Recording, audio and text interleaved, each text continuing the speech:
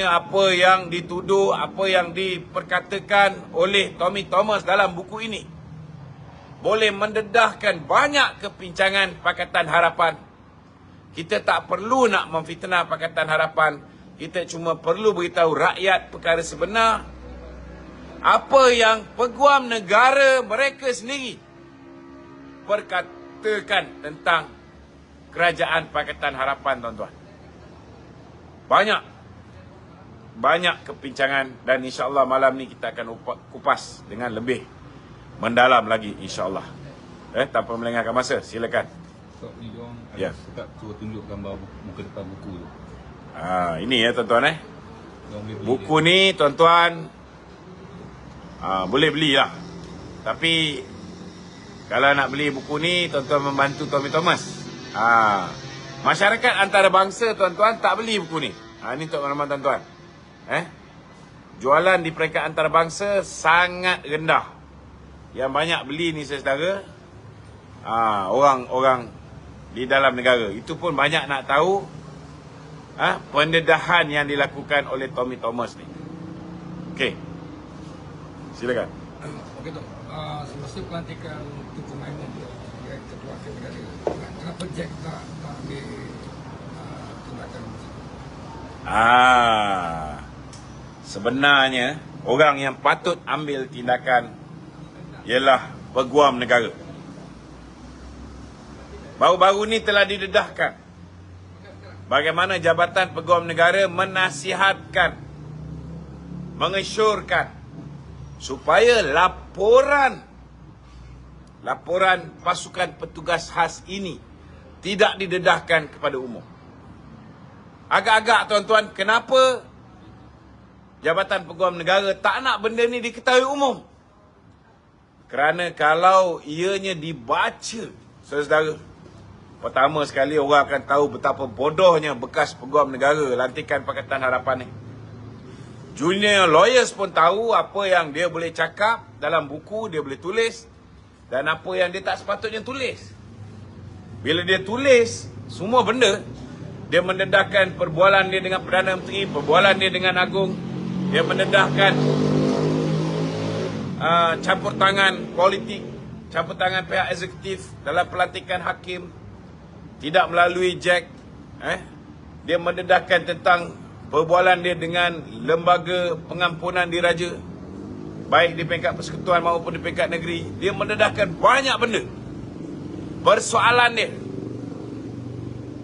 jika orang tahu tentang apa yang didedahkan oleh Tommy Thomas dan di bawah seksyen apa Tommy Thomas boleh didakwa di mahkamah, akhirnya orang akan letakkan beban kesalahan kepada Tan Sri Idrus. Kenapa saya kata Tan Sri Idrus yang sepatutnya dipertanggungjawabkan? Kerana sepatutnya tuan-tuan, bila buku ini dikeluarkan, buku ini menghina institusi kehakiman, buku ini Tommy Thomas boleh didakwa di bawah akta hasutan. Buku ini menunjukkan Tommy Thomas menyalahgunakan kuasa. Sebagai peguam negara, perkara pertama yang perlu dibuat oleh Idrus Harun, beliau sepatutnya mengambil court injunction untuk menghentikan pengedaran buku ini. Haramkan buku ini dulu. Ataupun dapatkan court injunction. Setidak-tidaknya secara ex parte. Maka penyebaran buku ini tidak akan berleluasa. Tetapi ada tak Idrus Harun buat? Tak ada. Sebab rakan sepasukan dia. Tommy Thomas lantikan Mahathir. Dan Idrus Harun lantikan Muhyiddin. Abang adik je lebih kurang. Jelas. Itu sebab Jabatan Peguam Negara mengesyorkan supaya kerajaan tidak mendedahkan. Itu sebabnya kita minta Yang Amat Berhormat Perdana Menteri, memandangkan Tan Sri Idrus Harun pun tak nak dengar cakap dia, maka kita minta Yang Amat Berhormat Perdana Menteri declassified dokumen ini supaya kita boleh dedahkan kepincangan Kerajaan Pakatan Harapan yang didedahkan oleh Tommy Thomas, yang mana Mahathir sendiri mengatakan beliau menyesal melantik Tommy Thomas. Dah dilondehkan dek Tommy Thomas baru nak menyesal. Padahal dia orang ni berpakat untuk mengenakan Najib daripada sebelum ada kuasa untuk memerintah. Sebelum PRU lagi. Boleh diisytiharkan sebagai tidak sah. Sebab pelantikan Ketua Hakim Negara itu tidak mengikut perlembagaan. Kalau ikut undang-undang negara ini, ianya mesti dicadangkan oleh JEK, Jawatan Kuasa Pelantikan Kehakiman. Tetapi tidak berlaku. Tidak berlaku. Ini belum lagi kita pertikaikan tentang kedudukan ahli Suruhanjaya Pilihan Raya. Election Commission. Saya nak beritahu di dalam buku ini juga mendedahkan bahawa sebenarnya memang kalau nak lantik Ketua Hakim Negara, ianya atas nasihat Perdana Menteri kepada Yang di-Pertuan Agong. Yang di-Pertuan Agong lantik, tetapi atas nasihat Perdana Menteri. Nak lantik Ketua Polis Negara, mesti dengan nasihat Perdana Menteri. Agong lantik. Nak lantik Peguam Negara, atas nasihat Perdana Menteri. Agong yang lantik. Tetapi begitu juga Ketua Pesuruhjaya SPRM. Tetapi untuk melantik Election Commission, ianya bukan bidang kuasa Perdana Menteri. Perdana Menteri tak boleh menasihati Yang di-Pertuan Agong.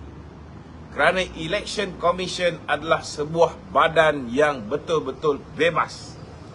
Tapi malangnya tuan-tuan, bila Pakatan Harapan mengambil alih kerajaan, badan yang sepatutnya bebas ini dirogol oleh mereka. Dan antara komiti yang dilantik adalah komiti di dalam bersih. Yang mana dalam tu ada Maria Chin, dalam tu ada Ambiga. Orang yang bersama-sama semua dulu. Saudara, cuba bayangkan. Orang macam Azmi Syarum, terang-terang geng Pakatan Harapan, hari ini merupakan timbalan pengurusi Suruhanjaya Pilihan Raya. Padahal pelantikan ini sepatutnya neutral. Ianya perlu dilantik oleh Kebawah-Duli Tuanku Yang di-Pertuan Agong tanpa cadangan Perdana Menteri. Bukan daripada cadangan Perdana Menteri atau nasihat Perdana Menteri. Seperti mana ketua-ketua institusi asas negara lain mesti melalui nasihat Perdana Menteri. Ini kena faham. Itu sebab kita nak beritahu dengan Tan Sri Idrus, hari ini dia melindungi Nazlan. Hari ini beliau juga melindungi Zeti. Beliau melindungi Nik Faisal dengan tidak mendakwa orang ini semua. Tak apa. Dia kena faham sebagai peguam negara memang dia dilindungi. Dilindungi di bawah perkara 145. Memang dia ada hak untuk melantik. Melantik. Dia berhak untuk mendakwa, menggugurkan sesiapa saja yang dia suka. Sebagai pendakwa raya, peguam negara, memang dia dilindungi. Tetapi sebagai pendakwa raya, yang ini mungkin dia lupa. Beliau bukan hanya peguam negara, tetapi beliau juga ialah pendakwa raya. Yang boleh didakwa. Tidak ada sebab seorang pendakwa tidak boleh didakwa sekiranya berlaku salah laku. Itu sebabnya Jabatan Peguam Negara pun tidak mempunyai halangan sekiranya Tan Sri Tommy Thomas hendak didakwa. Tak ada halangan lah, dia tulis tak ada halangan. Tapi tak tahulah sampai bila tak ada halangan tu. Yang pasti, bila kita tukar kerajaan nanti, kita akan buat Royal Commission of Inquiry. Kita suruh buat Royal Commission of Inquiry yang dapat pasukan petugas khas. Tidak ada kuasa. Itu sebab bila Siti Zainab dipanggil untuk memberikan keterangan, dia pun tak nak bagi keterangan. Kan?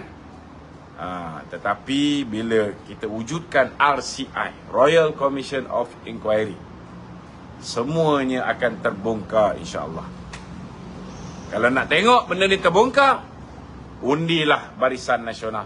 Kita tegakkan keadilan di bumi Malaysia ni. Kita pastikan siapa juga yang memerintah lepas ini akan berlaku adil kepada semua kaum. Semua latar belakang politik, tak kira orang UMNO ke, PAS ke, DAP ke, PKR ke. Dan kita akan pastikan tidak lagi berlaku politik balas dendam dan sebagainya seperti mana yang berlaku sebelum ini. InsyaAllah. Okey?